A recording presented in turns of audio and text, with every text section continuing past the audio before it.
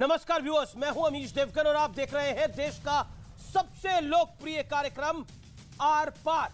और आज आर पार में बात करेंगे हम जिस देश ने कोविड की वैक्सीन बनाई और उस पर लिख दिया सर्वे भवन्तु सुखिना।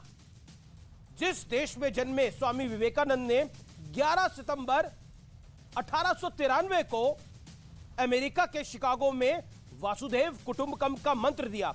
जिस देश में धर्म को जोड़ने का साधन, जिस देश में धर्म जोड़ने का साधन हो, उस देश में सोचिए किस तरह की बातें हो रही हैं। लेकिन कुछ लोग धार्मिक वर्चस्व का एजेंडा लेकर मैदान में कूदे हुए हैं। यह सवाल इसलिए खड़ा हो गया है क्योंकि दिल्ली के रामलीला मैदान में जमायत उलेमा हिंद ने सर्वधर्म संसद का आयोजन किया और इसी मंच पर मौलाना अरशद मदनी ने यह कहा कि सबसे पहले अल्लाह की आवाज धरती पर, हिंदुस्तान की धरती पर उतरी और उसके बाद बवाल मच गया। हालांकि जैन मुनि ने इसका पुरजोर विरोध किया और वो खड़े भी हो गए। लेकिन महत्वपूर्ण यह है कि सद्भाव के इस देश में कौन जहर घोलना चाहता है, कौन वर्चस्व की लड़ाई लड़ना चाहता है, वो सबसे महत्वपूर्ण है। आज इसी पर होगी देश की सबसे बड़ी बहस आर पार।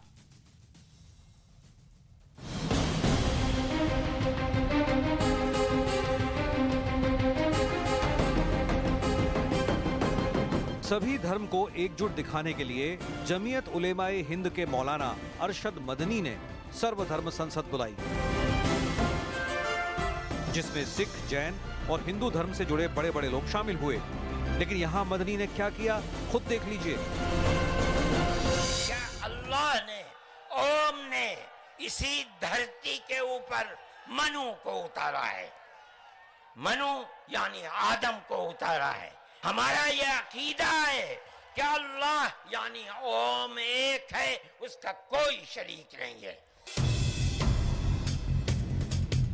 मौलाना अरशद मदनी यहीं नहीं रुके, बल्कि ब्रह्मा, विष्णु, महेश तक पहुंच गए। सबसे पहले ला इलाहा इल्लल्लाह की आवाज हिंदुस्तान की धरती पर उतरी है। जब कोई नहीं था, न श्री राम थे, न ब्रह्मा थे, न शिव थे। लेकिन इसी मंच पर उनका जबरदस्त विरोध भी हुआ और अरशद मदनी के बयान के बाद तमाम धर्मों के संत मंच छोड़कर चले गए। तो मदनी साहब का वक्तव्य हुआ, हम कोई उससे सहमत नहीं है। ओ मन्नू, अल्लाह, उसकी औलाद, ये फालतू की बातें सारा पलीका लगा दिया एकता के, सद्भावना के सम्मेलन को। सनातन अनादि है, अनंत है, और ये आदम कैसे सनातन हो सकते हैं? हमको कोई धार्मिक संप्रदाय के विवाद नहीं करना चाहिए। मौलाना मदनी अपनी रोजी रोटी चलाने के लिए अनर्गल वार्तालाप करते हैं। मौलाना मदनी को भी पुनः घर वापसी करनी पड़ेगी, सनातन में आना पड़ेगा। इतना ही नहीं, इस मंच से अरशद मदनी के भतीजे महमूद मदनी ने इस्लाम पर कंफ्यूजन भी फैला दिया। ये धरती इस्लाम की जाए पैदाइश है, यह मुसलमानों का पहला वतन है। इस्लाम बाहर से आया हुआ कोई मजहब है, यह सरासर गलत और तारीखी एतबार से बेबुनियाद है। इस्लाम इसी मुल्क का मजहब है। अभी कुछ ही दिन पहले धर्म के मुद्दे पर संघ प्रमुख मोहन भागवत ने एक बड़ी बात कही थी। हम बढ़े, हम एक समय राजा थे, हम फिर से राजा बनना, ये छोड़ना पड़ेगा। ऐसा सोचने वाला कोई हिंदू है, उसको भी छोड़ना पड़ेगा। सवाल है कि अगर मदनी सभी धर्मों को लेकर अच्छा संदेश देना चाहते थे तो फिर इस तरह के विवादित बोल का क्या मतलब था? क्या यह भी वर्चस्व वाली सोच का हिस्सा है? इसी पर होगी देश की सबसे बड़ी बहस, ओम और अल्लाह, अज्ञान पर हल्ला। और अब वक्त है आर पार के सुप्रसिद्ध विश्लेषण का। आइए मैं आपको दिखाता हूं एकता वाले मंच पर बंटवारे वाली सोच का विश्लेषण। बयान क्या है मदनी साहब का? सबसे पहले अल्लाह की आवाज हिंदुस्तान की धरती पर उतरी, तब न राम थे, न शिव थे, न ब्रह्मा थे। सोच क्या है? इस्लाम का धार्मिक वर्चस्व साबित करने की कोशिश की गई।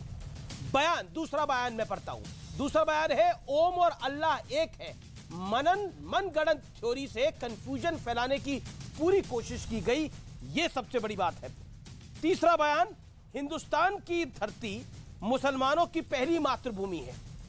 सोच क्या है? तथ्यों से दूर, इस बयान से सनातन को कमतर, मैं दोबारा कह रहा हूं, तथ्यों से दूर इस बयान से सनातन को कमतर दिखाने की कोशिश की गई, और उस मंच पे जिसपे धार्मिक सद्भावना होनी चाहिए थी। लेकिन बड़ा सवाल क्या है? वासुदेव कुटुंबकम वाला देश, ये वासुदेव कुटुंबकम के जीवन मंत्र वाले देश में धार्मिक वर्चस्व की सोच कितनी हानिकारक है, आज इसी पर होगी बड़ी चर्चा। मेरे साथ कई मेहमान जुड़ेंगे इस चर्चा के अंदर। मेरे साथ आचार्य लोकेश मुनि है, उनका अभिनंदन है, उन्होंने विरोध किया इस बात का जो बात मदनी साहब ने बोली।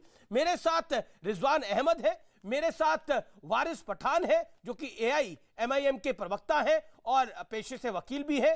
सैयद रिजवान भी पेशे से वकील है, उनका अभिनंदन है। मेरे साथ इस चर्चा में जुड़ रहे हैं शादाब चौहान, नेता पीस पार्टी के, उनका अभिनंदन है। मेरे साथ इस चर्चा में जुड़ रहे हैं जिन्होंने इस बयान का समर्थन किया, मौलाना साजिद रशीदी, उनका अभिनंदन है। आप तमाम लोगों का स्वागत है इस कार्यक्रम में। स्वामी दीपांकर भी मेरे साथ जुड़ेंगे, आप तमाम लोगों का स्वागत है। लेकिन मैं सबसे पहले लोकेश मुनि जी आपके पास आता हूं और आपसे सवाल पूछना चाहता हूं। मंच पे क्या हुआ वो हम सबने देखा, आपने क्या बोला वो भी हमने देखा, लेकिन मुझे एक और जानकारी मिली, व्यूअर्स मैं आपके साथ साझा कर रहा हूं, कि जब आप मंच से उतरे तो बड़ी कठिनाइयों का सामना भी आपको करना पड़ा। क्या हुआ था वो? नहीं अमीश जी, हम सद्भावना सम्मेलन के निमंत्रण पर हम उस सम्मेलन में गए जी, और ये विवाद जब उत्पन्न हुआ उससे पहले के फुटेज आपने देखे होंगे, आपका पूरा नेशनल मीडिया वहाँ था, और सबने प्रेम और भाईचारे की बात की, मोहब्बत की बात की।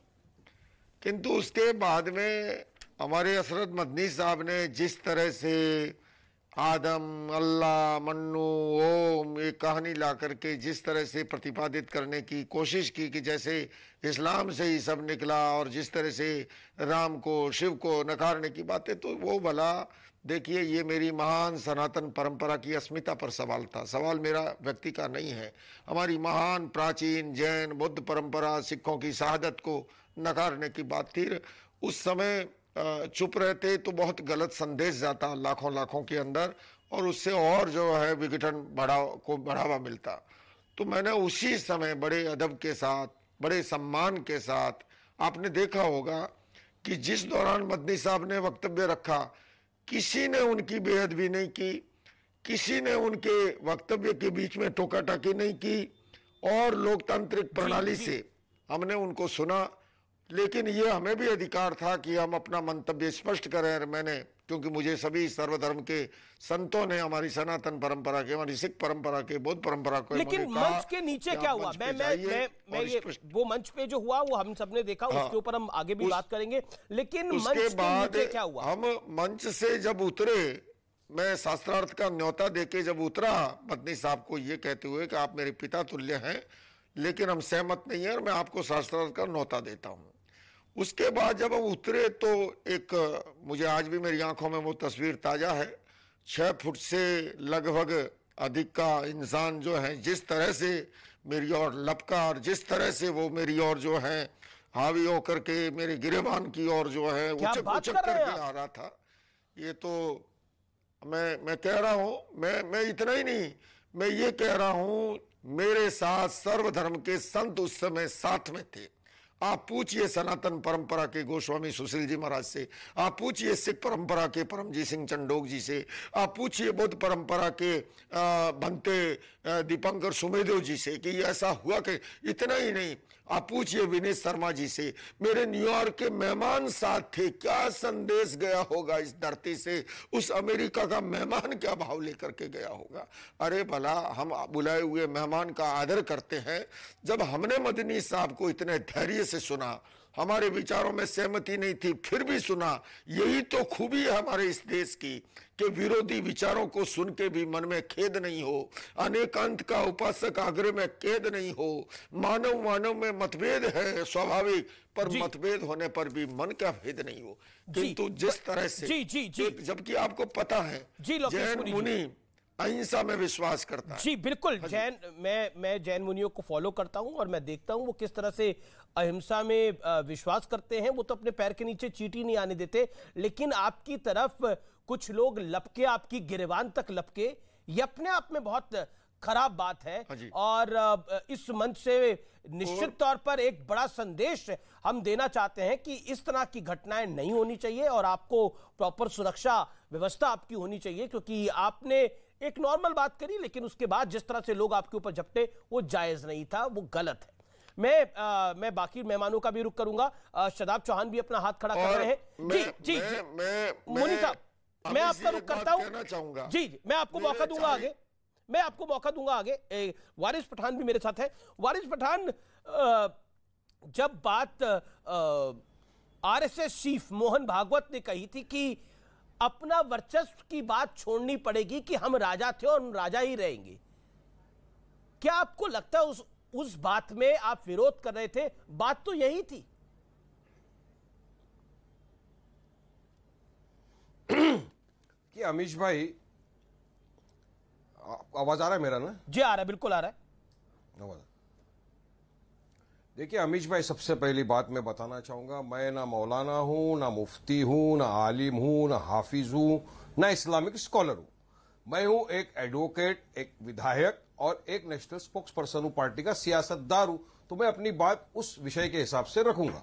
महमूद मदनी साहब का भी मैं बहुत इज्जत करता हूं, तमाम धर्म गुरुओं की मैं इज्जत करता हूं। मुझे जो सिखाया इस्लाम में वो मैं आपके सामने पेश करूंगा आपके लिए।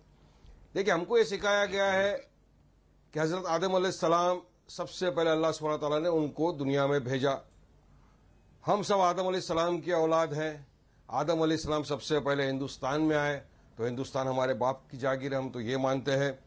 अब ये मुख्तलिफ बातें आती रहेगी, जाती रहेगी, मगर आप बताइए इस बात को फ्लेयर अप कौन कर रहा है?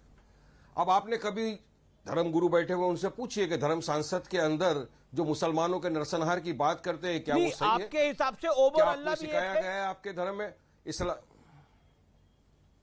देख, मैंने वही बताया ना कि मेरा मानना यह है कि अल्लाह एक ऐसी पाक जात है जिसको हम देख नहीं सकते, ना हमको पता है कि वो किस रूप के अंदर है, किस रंग में है, किस शेप में है। हमको अल्लाह की इबादत करना है। बिल्कुल अल्लाह ने करिए, पूरी कायनात को बनाया है, कोई उसको रोकता नहीं है, लेकिन सबको अपना धर्म जो है वो सबसे उम्दा लगता है और उनको लगता है कि उससे बेहतर कोई नहीं है। वो अधिकार है, आप उस बात को मानिए। लेकिन जब सर्वधर्म सद्भाव की बात हो रही है तो उस मंच पे कहना कि प्रभु राम, भगवान शंकर, ब्रह्मा जी, वो तुलना जायज नहीं है।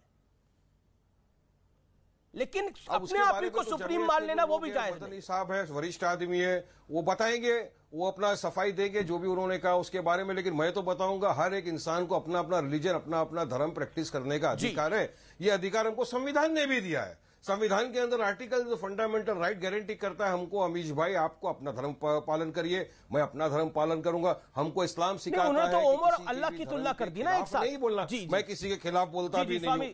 स्वामी वो तो आपको मौलाना लोग बताएंगे। ठीक है, बिल्कुल वारिस, आपने अपनी बात को रखा, आपने अपनी बात को रखा। स्वामी दीपांकर, आप तो भिक्षा यात्रा निकाल रहे हैं लोगों को जोड़ने के लिए, लेकिन ये तो सद्भाव के अंदर भी भेदभाव लेकर आ रहे हैं। मैं हैरत में हूं और अभी मैं आचार्य जी को सुन रहा था। आचार्य जी मेरे बड़े भाई भी हैं और आचार्य जी अगर वहां से चले तो निसंदेह ये हृदय पर कुठाराघात जैसा है। और मैं उस बयान की निंदा करता हूं जिस बयान में ब्रह्मा, विष्णु, महेश और हमारे आराध्य को कमतर आंका गया। हमने कभी कमतर आंका? कभी नहीं आंका, हम आंकते भी नहीं हैं। बहुत अच्छी बात वारिस बाबू ने कही, आप अपना धर्म प्रैक्टिस कीजिए, हम अपना करें, तो फिर छोटा दिखाने की जरूरत क्या? एक बात मोहन भागवत जी ने कही, साथ मिलकर बराबरी से रहिए ना सर, तो क्या फर्क पड़ता है? वर्चस्व की लड़ाई के राजा थे, राजा है, राजा रहेंगे। कहां राजा बचे आज की डेट में? 57 कंट्री आपकी, हिंदुस्तान में हिंदू बचे हैं, क्या इन्हें भी साउथ चाइना सी में फिकवा दिया जाए? और जिस प्रकार से मुनि जी के साथ हुआ, उनके ऊपर लपका गया। मैं आचार्य जी अपना बहुत ध्यान रखिए, मगर यह स्थिति कदापि अच्छी नहीं है। और रही बात जोड़ने वाली, तो आज 83 दिन हो गए अमीश भाई, भिक्षा यात्रा करते करते जोड़ते जोड़ते, और मैं उस समाज से कहूंगा, और कितना अपमानित होइएगा, बटे रहिए और देखिए तमाशा।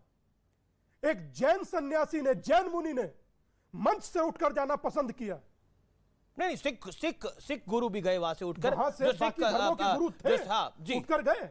मगर क्या यही सर्वधर्म समन्वय है कि उन्हें बुलाकर वहां से उपेक्षित और अपेक्षित कर भेज दिया जाए? नहीं, अब लोकेश मुनि कह रहे हैं कि मेरे साथ तो बदसलूकी भी हुई, वहां गलत है। मंच से उतरते वक्त बदसलूकी हुई, गिरेबान पर किसी व्यक्ति ने हाथ डालने की कोशिश करी, सोचिए, मुझे घेरने की कोशिश हुई, ये सब बातें लोकेश मुनि कह रहे हैं।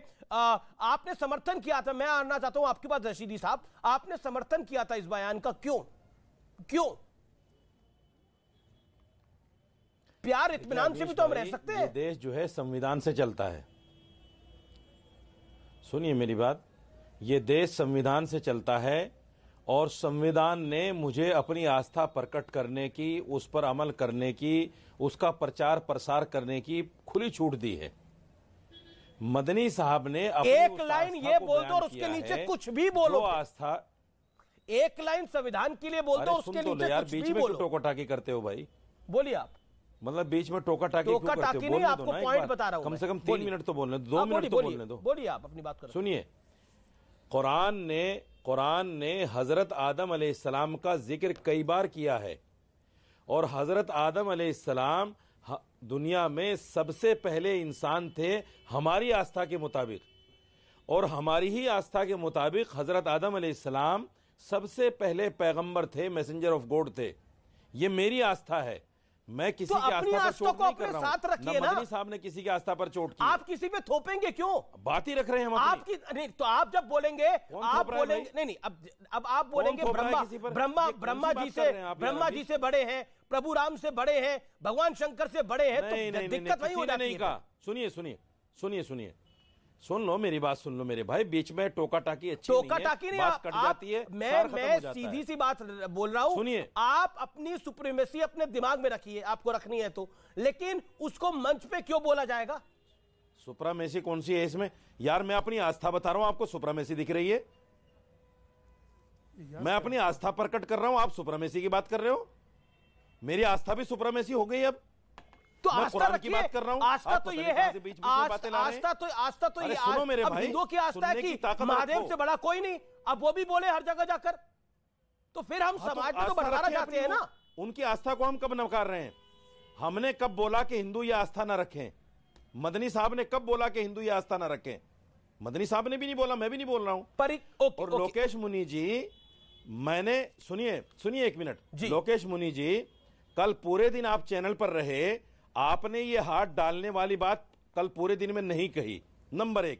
दूसरे, जब आपने माइक पर आकर मौलाना मदनी के बयान का खंडन किया, आप बिल्कुल साफ दिख रहे हैं, अभी भी किसी ने आपकी तरफ आने की भी कोशिश नहीं की, आपने अपनी बात को पूर्णते रखा। ये मंच से उतर के जाते हुए की बात कर रहे हैं। किसी ने आपको नहीं रोका, ना आपको टोका, किसी ने नहीं टोका। आप सम्मानित आदमी थे वहां, और सम्मान के साथ में आप गए हैं, ना कोई आपकी तरफ लपका है, ना आपकी तरफ किसी ने कुछ किया है। मौजूद अगर आप नया नैरेटिव घड़ना चाहते हैं आज, ये आपका राजनीतिक स्टैंड था, इससे धर्म का कोई लेना देना नहीं। राजनीतिक स्टैंड था? लोकेश मुनि का क्या राजनीति से लेना देना? बिल्कुल बच्चों जैसी बातें हैं। बिल्कुल, लोकेश मुनि जी, देखिए धर्म का कोई लेना देना नहीं है। और शादाब के बाद चूंकि लोकेश मुनि जी को किसी ने वहां गलत नहीं कहा। ठीक है, मौलाना जी, मौलाना रशीदी शांत, लोकेश मुनि जी, मैं पहले तो बड़ी अदब के साथ ये निवेदन करना चाहूँगा, ये जो भी महाशय है साजिद रशीदी, क्या ये मंच से जब मैं रशी जी, जब मैं मंच से उतर रहा था, क्या आप मेरे साथ थे? मेरे ख्याल से अगर साथ होते आप, तो ये कदापि आप ये पूरी तस्वीर अभी भी चल रही है सर, आप पूरा वीडियो आपका अभी भी चल रहा है। आप सुनिए प्रभु, अरे मैं इतनी देर से सुन रहा हूँ, आप सुनिए ना। सुनाइए, आप सुनिए प्रभु, बताइए। अगर उस लाखों की भीड़ के दौरान जो वाकया हुआ मेरे साथ, और मैं अकेला नहीं, मैं नाम सहित कह रहा हूं, आप वो सनातन परंपरा के महान भारतीय सर्वधर्म संसद के संयोजक गोस्वामी सुशील जी महाराज से पूछ लो ये हुआ या नहीं हुआ। नंबर 1। आप जो है बंगला साहिब गुरुद्वारा के परमजीत सिंह चंडोक जी से पूछ लो। अरे आप सुनिए ना, आप खाली बीच में बोल रहे हैं। उनको तो कह रहे थे, आप बीच में बोल रहे हैं। चिदानंद जी वहां मंच पर बैठे हुए हैं, मैं कह रहा हूं जब मैं मंच से उतरा हूं तब की बात बता रहा हूं आपको। लेकिन आपको पता है नहीं, और आप बिना मतलब असत्य को सत्य सिद्ध करो। सुनिए मेरी बात सारा पता है सर, मैं बगैर पते के सिख नहीं बोल रहा हूं। परंपरा के परमजीत सिंह चंडोक जी से पूछिए। सुनिए, बौद्ध परंपरा के बदंत दीपांकर सुमेध जी से पूछिए। इतना ही नहीं, जिस समय वो 6 फुट का व्यक्ति मेरी ओर लपक रहा था, मेरे गिरेवान की ओर जो मेरे पर हो रहा था हावी, वो बेचारा बुद्ध भिक्षु भाग करके गया, पुलिस को लेकर के आया कि आप क्या तमाशा देख रहे हो इसको। और मेरे संतों ने मुझे प्रोटेस्ट किया। पूरे दिन आपने इस वाक्य को बयान क्यों नहीं किया? कल पूरे दिन टीवी पर इस वाक्य को आपने बयान क्यों नहीं किया सर? आप ये सोचते थे कि लाखों की भीड़ के बीच में मैं उस तरह के नहीं, मेरे सवाल का जवाब दीजिए। कल आपने पूरे दिन टीवी पर इस वाक्य को बयान क्यों नहीं किया? दे सकता हूँ, मेरा सवाल सिर्फ ये है, शहादत दे सकता हूँ। कल पूरे दिन आप टीवी पर रहे, आपने एक बार नहीं बोला कि मेरे साथ वहाँ गलत हुआ। ये मुंह पर पट्टी इसलिए है। ओके स्वामी दीपांकर, एक सेकंड मुनि, लोकेश मुनि जी, स्वामी दीपांकर 10 सेकंड स्वामी दीपांकर, देन रिजवान अहमद। ओके, मैं हैरत में हूँ, आचार्य जी को बोलने तक नहीं दिया जा रहा और इस समय भी बोलने नहीं दिया जा रहा, और वो व्यक्ति बोल रहे हैं जिसका उस सभा से कोई ताल्लुक नहीं, उस सभा में थे नहीं। और कम से कम अमीश भाई 1% नहीं 24 आचार्य जी जब अगर कह रहे हैं तो इसका मतलब सत्य है। वो बोल नहीं सकते, मैं उन्हें दशकों से जानता हूं। कैसे बोल रहे हैं आप रशीदी जी? अच्छा नहीं लग रहा ये बोलते हुए। आप मतलब बोल रहे हैं, आप पहले तो आपने आज सुबह उस बयान का समर्थन, कल कंप्लेन कराई नहीं? कंप्लेंट करा देंगे, सारी जानकारी आपको दे देंगे। अभी भी सुनिए मेरी बात, आपने कंप्लेंट तो अभी भी नहीं कराऊंगा। मेरी रक्षा राम करेंगे, मेरी रक्षा प्रभु महावीर करेंगे। अरे तो मेरे मन में पहले कल भी उतना सम्मान था मदनी जी को, आज भी उतना है, कल भी राम करेंगे। आज क्यों बोल रहे हैं टीवी पर बैठकर? महावीर से भूषण में विश्वास करता हूं, आज भी राम करेंगे, आज भी बोल रहे हैं विश्वास करता हूं। अच्छा ठीक है, रिजवान अहमद और शदाब चौहान, मैं मुझे ब्रेक के लिए यहाँ रुकना पड़ेगा, लेकिन एक छोटे से ब्रेक के बाद मैं वापस आ रहा हूं। आप देखते रहिए आर पार।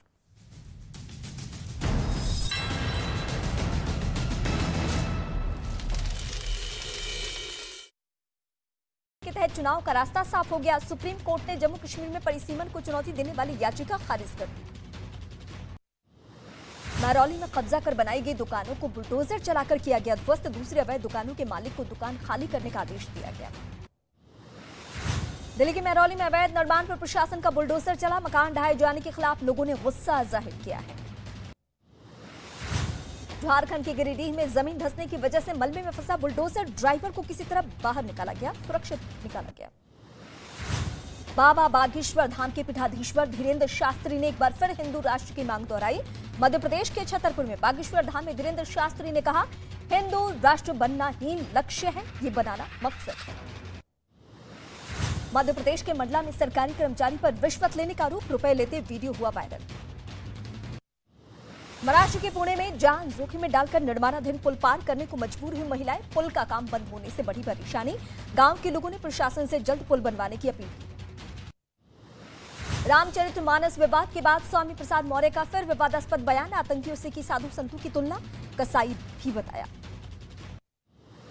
लोकसभा सचिवालय ने राहुल गांधी को लिखी चिट्ठी, विशेषाधिकार हनन केस में जवाब मांगा। 15 फरवरी तक जवाब देने को कहा गया। जम्मू कश्मीर पंडित प्रवासी कर्मचारियों ने राजभवन के बाहर धरना दिया, अपनी मांग को लेकर आवाज उठाई। उत्तर प्रदेश के मेरठ से एक ट्रक का कार को घसीटते हुए वीडियो वायरल हो चुका है। हादसे में बाल बाल बचे कार सवार। पुलिस ने बस ड्राइवर को हिरासत में लिया है। बिहार के मुंगेर जिले में खो-खो खिलाड़ी और रेफरी आपस में भिड़े। खिलाड़ियों से मारपीट करने और मोबाइल फोन छीनने का आरोप है। महाराष्ट्र के नासिक में 4 कर्मचारियों को ट्रेन ने रौंदा। ट्रैक मरम्मत का काम कर रहे थे सभी कर्मचारी। लासलगांव और उगांव रेलवे स्टेशन के बीच ये हादसा हुआ है। मध्य प्रदेश के हरदोई में बंदरों को पकड़कर पिंजरे में किया गया कैद। पुलिस के कहने पर बंदर पकड़ने वाले ने कम से कम 40 से 50 बंदरों को पकड़ा। मुंबई में झोपड़ियों में आग लगने से मचा हड़कंप। दमकल की गाड़ियों ने कड़ी मशक्कत के बाद आग को कंट्रोल किया। मध्य प्रदेश के शिवपुरी में घर में आग लगने से मचा हड़कंप। समय रहते दमकल की गाड़ियों ने आग पर पाया काबू। शॉर्ट सर्किट की वजह से हुआ बड़ा हादसा। यूपी के प्रतापगढ़ में कई दुकानों में भीषण आग लगने से मची अफरा तफरी। ट्रांसफार्मर से चिंगारी निकलने के बाद हुआ हादसा। घंटों की मशक्कत के बाद आग को कंट्रोल किया गया। दिल्ली में बच्चा चोरी के आरोप में पुलिस ने 4 आरोपियों को हिरासत में लिया। पिछले हफ्ते अंबेडकर अस्पताल से चोरी हुआ था बच्चा। मुंबई के पास नवी मुंबई में एक ऑटो रिक्शा ड्राइवर को ऑटो चलाते वक्त आया हार्ट अटैक। हादसे में चालक की मौत। घटना सीसीटीवी में कैद। तुर्की और सीरिया में भूकंप की वजह से करीब 35,000 लोगों की हुई मौत। तुर्की में 30,000 जबकि सीरिया में 5,000 लोगों ने अपनी जान गंवा दी। भूकंप के बाद सीरिया पर आ सकता है एक और बड़ा संकट। डब्ल्यूएचओ का दावा। सीरिया में विनाशकारी भूकंप के बाद उत्तरी सीरिया में संक्रामक खतरों का भी मामला सामने देखने को मिलेगा। तुर्की के हताई प्रांत में अलग अलग जगहों से 4 लोगों को जिंदा बाहर निकाला गया है। 5 साल और 10 साल की बच्चियों को सुरक्षित निकालने का वीडियो सामने आ चुका है। तुर्की में आई आपदा के बीच 35 सालों में पहली बार तुर्की और आर्मेनिया के बीच की सीमा को खोला गया। आर्मेनिया से तुर्की के लिए भेजी गई सहायता को दाखिल करने की अनुमति दी। ताजिकिस्तान में फंसे भारत के मजदूर। झारखंड के मजदूरों ने सोशल मीडिया पर वीडियो जारी कर लगाई भारत सरकार से गुहार। राजस्थान के उदयपुर में बैंक के लॉकर में रखे नोटों पर लगा दीमक। लॉकर के मालिक ने विरोध जताने पर बैंक मैनेजर ने लौटाए रुपए। मध्य प्रदेश के मुरैना में रेलवे ने अतिक्रमण हटाने के लिए मंदिर के पुजारी को भेजा नोटिस। बजरंगबली के नाम से नोटिस भेजे जाने पर सोशल मीडिया पर हुआ वायरल। मध्य प्रदेश के पन्ना टाइगर रिजर्व में पर्यटकों ने गाड़ी से बाघों को घेरा। शावकों के साथ घेरा दिखा सैलानियों पर दहाड़ने लगी बाघिन। वन विभाग ने पर्यटकों को नोटिस जारी किया। बिहार के बगहा में वाल्मीकि टाइगर रिजर्व में सड़क पर चहलकदमी करते दिखा तेंदुआ। वीडियो वायरल होने के बाद वन विभाग ने निगरानी का आदेश दिया।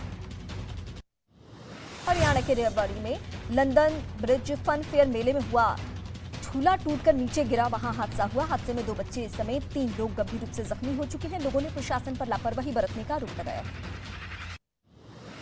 यूपी के आजमगढ़ में शादी समारोह में फायरिंग का वीडियो वायरल हो चुका है। पुलिस ने केस दर्ज कर आरोपी को गिरफ्तार कर लिया। यूपी के संभल में पुरानी रंजिश की वजह से 2 पक्षों के बीच पथराव और फायरिंग। लोगों ने पुलिस पर कार्रवाई न करने का आरोप लगाया है। यूपी के मुरादाबाद में भीषण आग लगने से मची अफरा तफरी। एलपीजी सिलेंडर में लीकेज की वजह से भड़की आग। उत्तराखंड के औली में बर्फबारी से ढके पहाड़। बद्रीनाथ धाम के पास 5 फीट तक बर्फ की सफेद चादर बिछी। उत्तराखंड के हरिद्वार में शादी के फेरे लेने के बाद कॉलेज परीक्षा देने पहुंची दुल्हन। सजी सवरी दुल्हन को देखकर सब हैरान हो गए। यूक्रेन की सेना ने रूस के सैन्य ठिकानों पर किया हमला। यूक्रेन की ओर से हमले का वीडियो जारी किया गया। यूक्रेन के डोनेट्स्क में रूस के टैंक हुए तबाह। यूक्रेन की सेना ने डोनेट्स्क के इलाके में बिछाए थे माइंस। यूक्रेन की सेना पर रूस की फौज का हमला। गोला बारूद दागते हुए हमले का वीडियो जारी किया गया है। यूक्रेन पर भीषण हमले का वीडियो आया सामने। यूक्रेन के सैनिकों के ठिकानों को तबाह करने का दावा किया गया। पाकिस्तान में हालात लगातार बिगड़ते जा रहे हैं। अब आटे, दाल, बिजली, पेट्रोल के बाद चिकन हुआ महंगा। कराची में 490 रुपए किलो मिल रहा है चिकन। यूएई पहुंचे पाकिस्तान के सेना प्रमुख कंगाल और कर्जखोर। पाकिस्तान की मदद के लिए अब कोई आगे नहीं आ रहा। हालांकि पाकिस्तान के सेना प्रमुख इस बीच यूएई के दौरे पर हैं। पाकिस्तान में इमरान खान की सरकार में मंत्री रहे शौकत तरीन को गिरफ्तार करने की इजाजत मिल चुकी है। शौकत तरीन पर पाकिस्तान में राजनीतिक और आर्थिक भूचाल लाने की कोशिश का आरोप है। ब्रिटेन के आसमान में रहस्यमयी रोशनी नजर आई है। आसमान में उल्का पिंड की तरह दिखाई देने वाली रोशनी का वीडियो वायरल हो चुका है। अमेरिका के ग्रेट लेक रीजन में देखी गई रहस्यमयी चीज। अमेरिका के फाइटर पायलट ने रहस्यमयी चीज को मार गिराया। न्यूजीलैंड में चक्रवाती तूफान मचा रहा है कहर। कई जगह टूटे पेड़, सड़क पर गिरा बिजली का तार। चक्रवात के कारण न्यूजीलैंड के राष्ट्रीय करियर ने दर्जनों उड़ानें रद्द कर दी। महिला T20 वर्ल्ड कप में भारत ने पाकिस्तान को 7 विकेट से हराया। जेमिमा रॉड्रिक्स और ऋचा घोष की बैटिंग के सामने पस्त हुआ पाकिस्तान।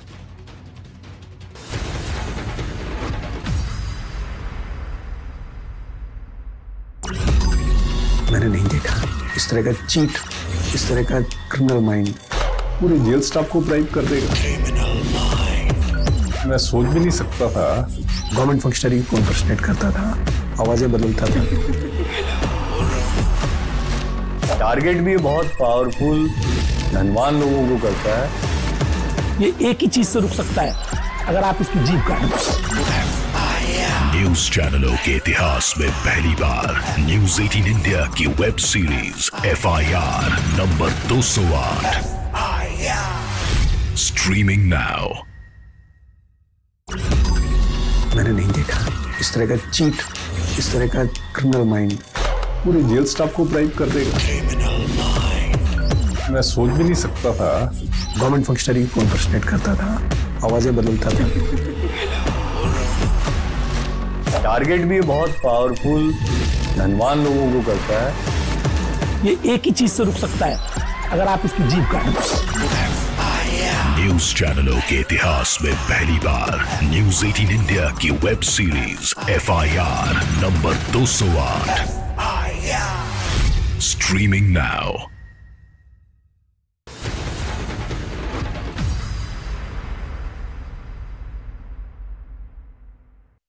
नमस्कार, मैं रीमा प्रसाद। इस वक्त आप देख रहे हैं देश का number 1 news channel news 18 India. देश दुनिया की तमाम खबरों के लिए देखते हैं इस वक्त धमाकेदार 50।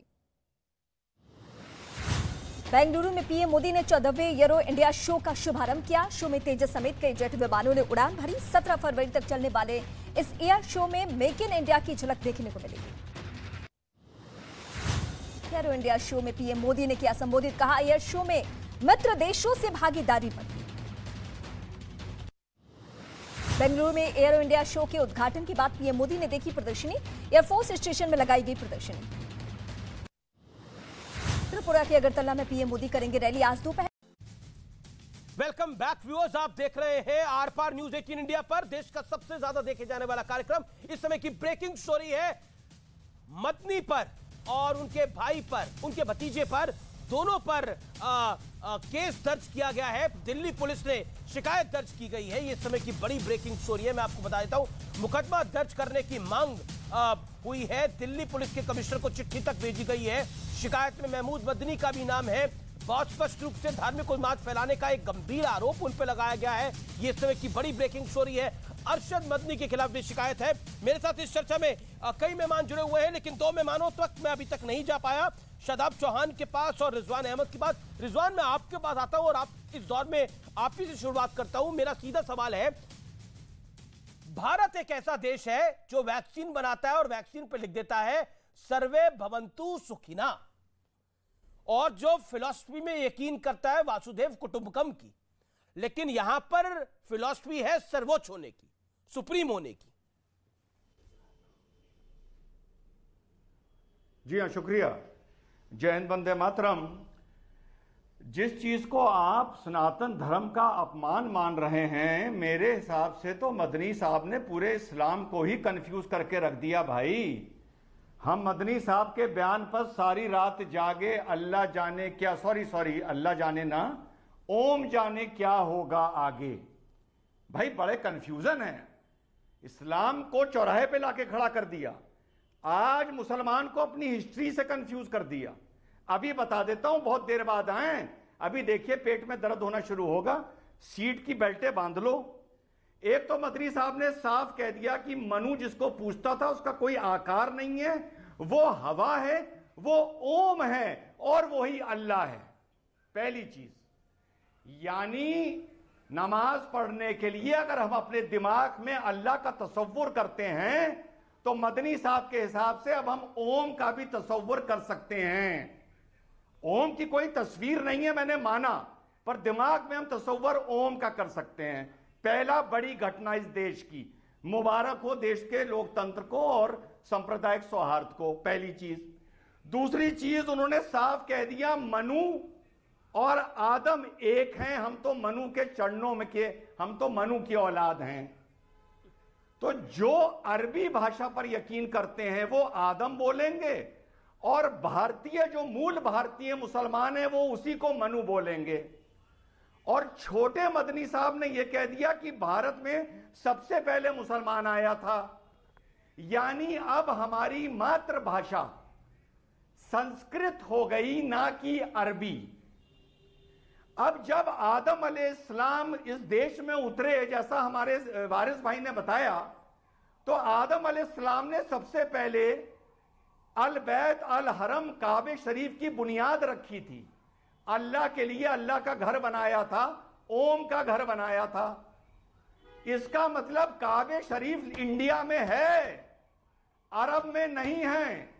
किबला भारत में है, काबे के ऊपर जो जन्नत है वो भारत के ऊपर है, और हज कहीं भारत में होना चाहिए, जो हम लोगों को पता ही नहीं चला 1400 साल में कि आदम अलैहिस्सलाम ने यहां उतर के काबे की तामील की थी। आगे बढ़ता हूं, और सबसे बड़ी बात, अब अल्लाह हो या ओम हो, एक हो गए, ये किसी भाषा के मोहताज नहीं है। तो अब अरबी मुसलमान अल्लाह अकबर बोलेंगे और भारत के मुसलमान ओम महान है बोलेंगे। अब ये दोनों बातें मदनी साहब ने बिल्कुल एक कर दी। अगर आप अपने को अरबी संस्कृति का मानते हो तो आप अल्लाह बोलोगे, लेकिन अगर भारतीय मानते हो तो ओम बोलना पड़ेगा। और महमूद मदनी ने यह डिक्लेयर कर दिया है कि भारत में पहला इंसान मुसलमान था, यानी हम इसके मूल निवासी हैं। तो आज से हम भी अजान में ओम महान है बोलेंगे। जो अरबी लोग हैं वो अल्लाह अकबर बोलेंगे। कितनी मीठी बात करी है उन्होंने, आप लोग उनको खामखा बुरा बोल रहे हैं। अब मेरे साथ साजिद भाई भी, हम दोनों अल्लाह का नाम लेंगे और ओम का नाम लेंगे। साजिद भाई अल्लाह ओम, आप बोल सकते हैं या नहीं बोल सकते? ओम बोलिए मेरे साथ, ओम। साजिद रशीदी जी एक सेकंड। अरे बोलिए भाई, ओम। एक आपने अपनी बात को रख लिया रिजवान जी, अब साजिद रशीदी की बारी है और फिर शादाब चौहान। देखिए अमीश भाई, मैं सवालों का जवाब देता हूं, मैं कुतर्कों का जवाब नहीं देता। आप मुझसे सवाल कीजिए, आपके सवाल का जवाब दूंगा। ठीक है, आपने अपनी बात को रखा। शादाब चौहान इंतजार करें। शादाब चौहान, जोकर बिठा रखा है, बिठाइए, हंसिए, आप मजे लीजिए। चलिए, विषय है शादाब चौहान, ये कंट्रोवर्सी क्रिएट करी गई है, ये कंट्रोवर्सी क्रिएट करी गई है जानबूझकर, आपको लगता है? अभिषेक भाई आवाज हल्की कर दो।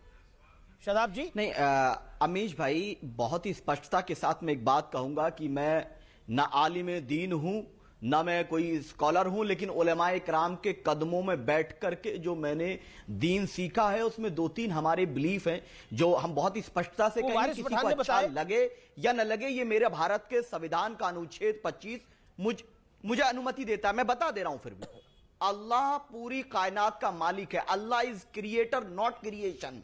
अल्लाह ने पूरी कायनात को बनाया है नबी करीम सल्लल्लाहु अलैहि वसल्लम के सदक़े में। और आदम अलैहिस्सलाम जो पूरी इंसानियत के अब्बा हैं, वो हिंदुस्तान को आए जो उस वक्त हिंदुस्तान था।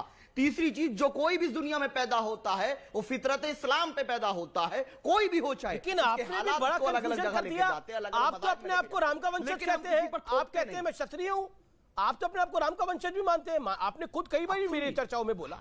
हाँ जी, बिल्कुल। अरे बिल्कुल, मैं तो बता रहा हूं, पूरी बात सुन लीजिए।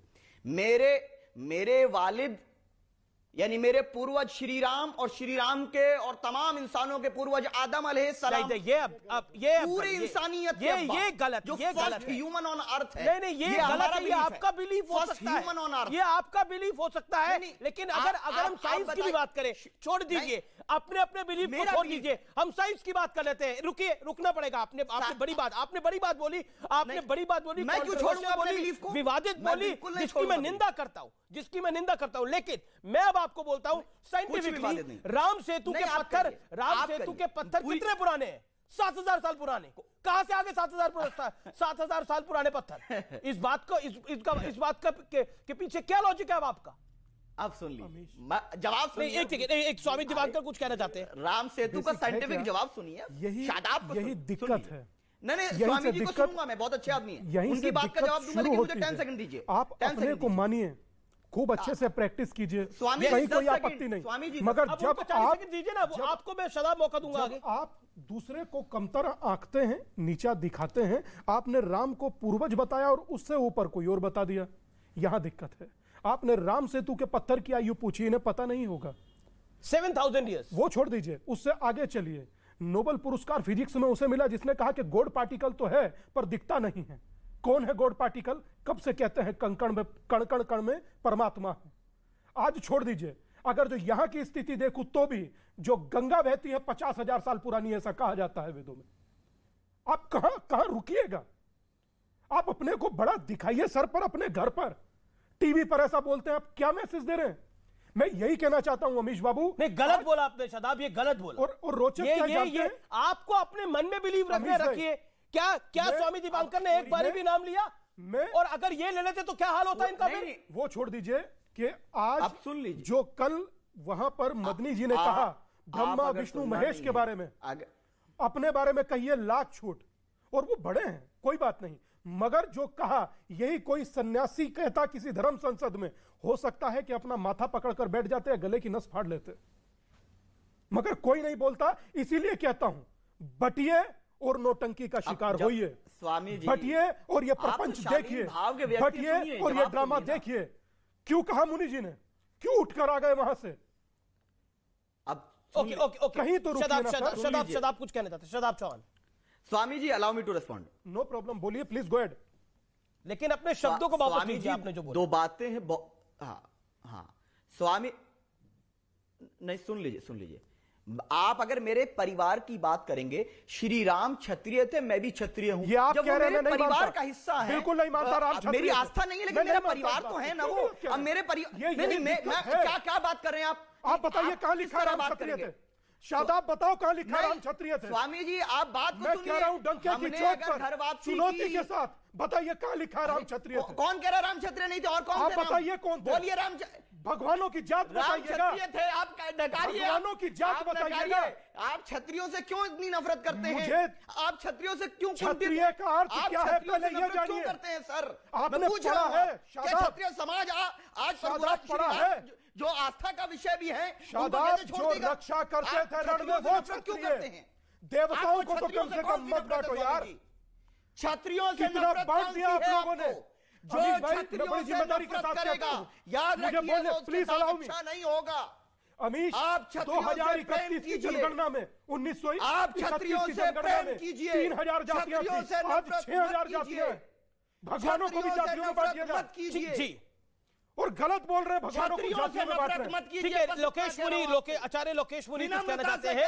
क्षत्रियों से नफरत मत कीजिए। कोई देखिए, इसमें कोई क्षत्रियो वाला एंगल नहीं है। क्षत्रियो वाला एंगल आप लेकर आए हैं, निरंतर लेकर आ रहे हैं आप। ओके, रिजवान अहमद कुछ कहना चाह रहे हैं। लोकेश जी मैं आपको बता रहा हूँ, मुझे टीवी चैनल पर क्षत्रियों का बिल्कुल कुछ नहीं हो रहा। आपने सबसे बड़ा अपमान किया, अगर अपमान की बात है तो सबसे बड़ा अपमान आपने किया है। क्षत्रियों का अपमान बोला। आप ईश्वर की कास्ट बता रहे हैं, ईश्वर की कास्ट बता रहे हैं, और दूसरी तरफ राम को कम करके आंक रहे हैं। आप अपने को बढ़ के आंकिए, लेकिन प्रभु राम को कम करके नहीं आंक सकते आप। राम भी क्षत्रिय थे, हम भी क्षत्रिय हैं। ओके, रिजवान अहमद एक सेकंड मुझे मौका दीजिए। एक सेकंड, ओके, हल्ला मत मचाइए, ये तरीका ठीक नहीं है। ओके, रिजवान अहमद। अमीश भाई, जैसा मैं पहले बोल चुका हूं कि जो वो ताकत है वो किसी जुबान की मोहताज नहीं है। अभी आपके एक पैनलिस्ट ने कहा कि अल्लाह ने पूरी दुनिया बनाई, बिल्कुल सही बात है, लेकिन भारतीय मुसलमान होने के बाद और मदनी जी की बात को सही मानने के बाद हमें आज से यह बोलना पड़ेगा कि ओम जो ताकत है उसने ये दुनिया बनाई। और जो लोग अपने को इसी देश के वंशजों की औलाद मानते हैं, उन्हें आदम का नाम नहीं लेना है, उन्हें आज से मनु का नाम लेना है, पहली चीज। और जो लोग ये मानते हैं कि आदम अलैहिस्सलाम हिंदुस्तान में पैदा हुए, उसके बाद उन्होंने काबे की बुनियाद मक्के शरीफ में रखी।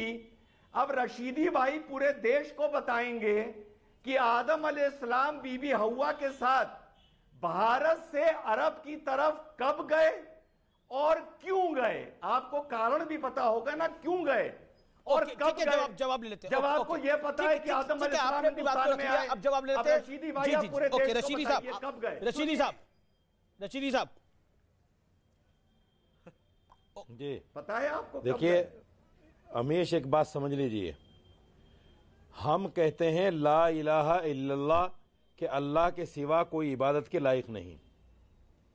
वैद ये कहते हैं एकम ब्रह्मा दूते नास्ते। वो अरे आदम अलैहिस्सलाम एक अरब है, कब गए ये तो कोई बताओ नहीं यार। रिजवान आदम अलैहिस्सलाम कब गए ये तो बताओ।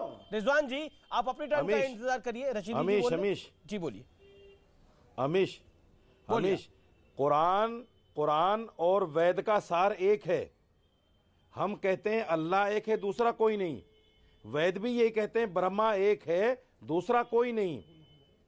अब सवाल यह है, अगर मदनी साहब ने ओम को अल्लाह कह दिया तो इसमें बुराई क्या है मेरे भाई? बताइए मुझे, क्या बुराई? वेद तो कह रहे हैं एकम ब्रह्मा दूते नास्ते ना, ओम। तो इसमें बुराई कहाँ है? ओम बोलिए अमीश भाई। दूसरी बात देखिए, बात यह है कि नई बात निकल कर आई यहां पर कि लोकेश मुनि जी ने ये कहा कि मेरे साथ वहां धक्का मुक्की हुई है।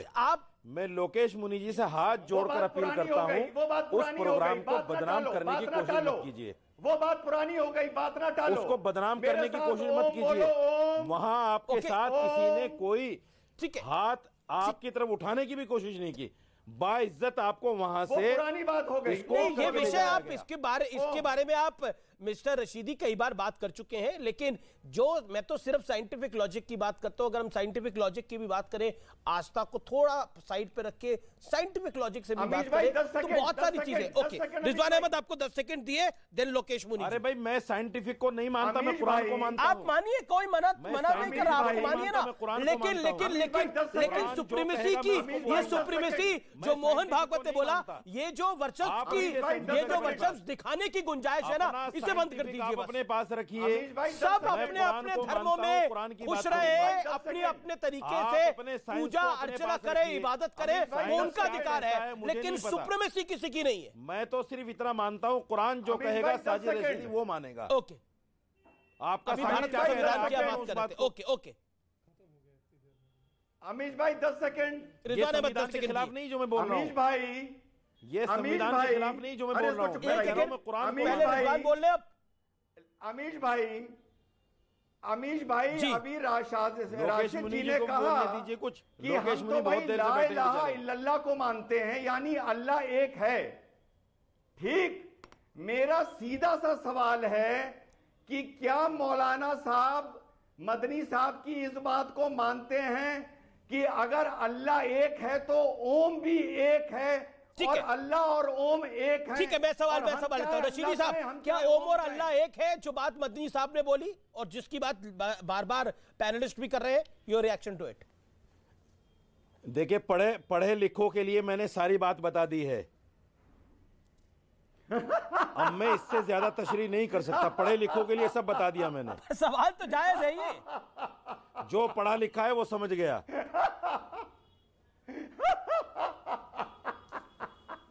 तो ओम और अल्लाह के ऊपर आप नहीं बोलना चाहते? आचार्य लोकेश मुनि को सामने लाइए, उनसे भी तो बात कीजिए। मैं बिल्कुल लेके आता हूं। बेचारे 1 घंटे से बैठे। नहीं, आप जो एजेंडा चलाने का प्रयास कर रहे हैं ना, वो एजेंडा शायद यहाँ चल नहीं पाएगा। आचार्य लोकेश मुनि ने बोला कि उनको अगर वहां पर बदसलूकी हुई तो वो मुद्दा वहीं पर हो गया और उस पर चर्चा हो गई, खत्म हो गया। आचार्य लोकेश मुनि। देखिए अमरीश जी, मूल तो बात यह है, सद्भावना सम्मेलन बुलाया, सद्भावना सम्मेलन में आमंत्रित किया। उस सद्भावना सम्मेलन के बीच में इस तरह की बातें जो विघटन पैदा करे, जो आप जिसमें आप राम को नकारो, जिसमें आप शिव को नकारो, जिसमें आप सनातन को, प्राचीन जैन परंपरा को, बौद्ध परंपरा को, सिखों की शहादत को नजरअंदाज करो, ये कहाँ की सद्भावना हुई? सद्भावना तो हम जो है हम अपनी इबादत अपने ढंग से करें, किंतु दूसरे धर्मों का भी आदर करें, सम्मान करें।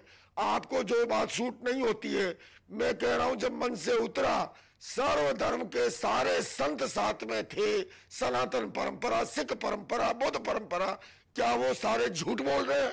आप उनसे पूछिए जो यहाँ नहीं थे, वो अपनी बात को जो है लोकेश मुनि जी, सबको जो है सर्टिफिकेट लोकेश मुनि जी, चिदानंद महाराज क्या संत परंपरा के नहीं है? ये अरे नहीं, अरे सर चिदानंद महाराज क्या संत परंपरा के नहीं है? सनातन के उतरने के बाद की बात कर रहा हूँ, बाद की बात कर रहा हूँ। आपने बोला कि मेरे साथ सब लोग चले गए, हालांकि चिदानंद महाराज वहीं बैठे रहे मंच पर और मौलाना मदनी के बयान का समर्थन किया उन्होंने। सुना कि नहीं, मदनी जी को अदब से सुना कि नहीं, मैंने अपने मंच से आपको भी शांति से सुना हमने, पिता तुल्य लाखों लोगों ने आपको शांति के साथ सुना। तो क्या करते फिर इनका? आपके साथ कोई अभद्र व्यवहार नहीं किया सर, आपके लोग किसी ने कोई अभद्र व्यवहार नहीं किया। नहीं, इसमें अभद्रता की मतलब ये बहुत अच्छी बात, मतलब आप कह रहे हैं कि ये सबसे बड़ा अचीवमेंट है, आपके साथ किसने अभद्र व्यवहार नहीं किया? जो करते आचार्य मुनि के, नहीं लोकेश, आचार्य लोकेश मुनि के साथ मैं पूछ रहा हूँ, एक सेकंड व्यूअर्स, एक सेकंड,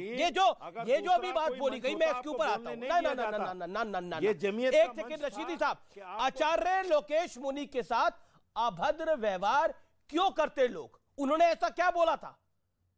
उन्होंने क्या अपनी सुपरमेसी दिखाई थी क्या? उन्होंने बोला था कि महावीर सबसे बड़े हैं, प्रभु राम सबसे बड़े हैं, क्या उन्होंने बोला ऐसा? क्यों करते हैं उनके साथ अभद्र व्यवहार? जवाब दीजिए। खड़े होकर किसी ने मना नहीं किया। कैसे मना करेगा कोई? सुना इनके एतराज को और प्यार के साथ सुना। तो इन्होंने गलत क्या बोला था? इन्होंने सही तो बोला। लोकेश मुनि जी, आपको प्यार के साथ सुना सबने। ये भी एहसान हो गया कि और उनका वो बिना वो वहां से लोकेश मुनि जी स्कोर करके लेके गए आपको नीचे तक, उनके साथ और आप कह रहे हैं मेरे साथ धक्का लौट आए हैं, तो ये बहुत बड़ा, आप जमीयत को बदनाम बहुत बड़ा उपकार हो गया है अपने राजनीतिक फायदे के लिए। अपने राजनीतिक फायदे के लिए जमीयत को बदनाम करना चाहते हैं आप? उनका क्या राजनीतिक फायदा होगा? वो कोई राजनीतिक व्यक्ति हैं? अच्छा सोचिए कि राजनीतिक बात कहकर आपको इतना सम्मान दिया जमीयत ने, अच्छे कर्म करोगे, आपने मुखालफत की, अच्छे कर्म करोगे, एपीजे अब्दुल कलाम बनाएंगे, गलत कर्म करोगे परिणाम भुगतोगे। कर्म किसी को छोड़ता नहीं है। सद्भाग्य का निर्माण अल्लाह के वास्ते आपस में नफरत मत फैलाओ, अपने दुर्कर्मों से अल्लाह के वास्ते आपस में नफरत मत फैलाओ, अपने धर्म का पालन करो, दूसरे धर्मों का भी जो है आदर करो। आपको करना है अपने बच्चों को तालीम दो, उनको हुनर दो। ये नफरत के भाव भरना, इस तरह की कहानियां गढ़ना, विघटन पैदा करना धर्म जोड़ना सिखाता है, तोड़ना नहीं सिखाता। धर्म तोड़ना नहीं सिखाता है। सर कोई नफरत की बात वहां नहीं कही गई, आपको नफरत की लगी है। आप तो वहाँ सद्भावना सम्मेलन में ये आदम, ये अल्लाह, ये मन्नू, ये ओम, इन कहानियों की ये मेरी आस्था है भाई। आप समरसता की बात करते, मेरी आस्था है, क्या मुसलमान को अपनी आस्था प्रकट करने का भी हक नहीं? देश की अखंडता की बात करते, समाज में सौहार्द की बात करते।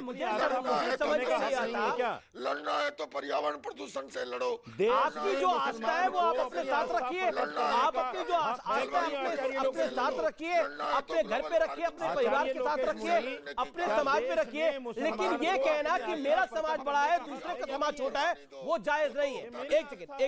एक सेकेंड शांत हो जाओ, शांत हो जाइए, शांत हो जाइए आप। ओके, शादाब ने बात की क्षत्रिय की और राम की। ये शादाब तब पूछ क्यों रहे थे भगवान का कमरा नंबर क्या है जब राम का मंदिर नहीं बना था?